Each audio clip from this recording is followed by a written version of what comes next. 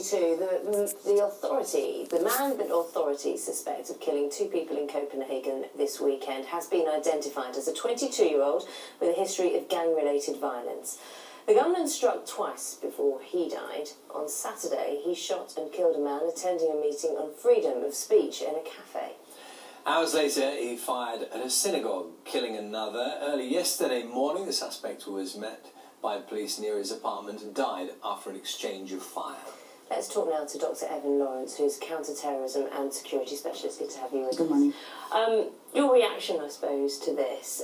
We've known that the man who was targeted in the cafe had been protected for some time. Yeah. He was a cartoonist, wasn't he? Yeah, I don't think there's any surprise at all that he was the target of an attack. And I think that it was only a matter of time until we started seeing some of the kind of copycats of Charlie Hebdo type events. So I don't think anything is very surprising about that. Unfortunate, but not surprising. I suppose what was shocking was the fact that this gunman then moved to another part of the city to specifically attack a group of Jewish people.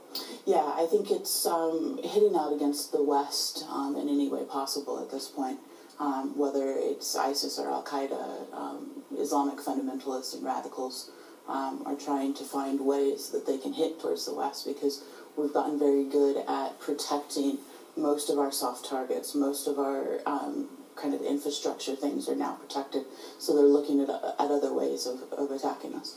Now, if ever there was a situation where you would hope or possibly think that the authorities might be able to get some clue about something happening, is a known target and a known suspect, someone who is known to police, who is the perpetrator we now know.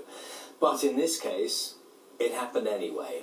So how do you tie those things together? Well, I think with this kind of attack, this is one of the most difficult types of attacks for the police and the security services to stop, because there's not a lot of pre-planning that's needed. There's not a lot of resources and money and things like that.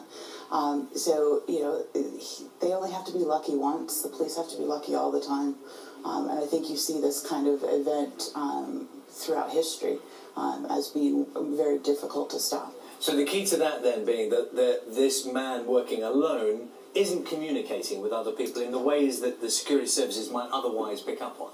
Yeah, I think that's certainly what we're looking at with this case, and even to some extent with the past attacks in Belgium and France as well, were these type of attacks that make it very difficult for those exact reasons. Should we read anything into the idea or the fact that this wasn't a suicide attack? He didn't. The evidence so far doesn't appear to point that he was intent on killing himself.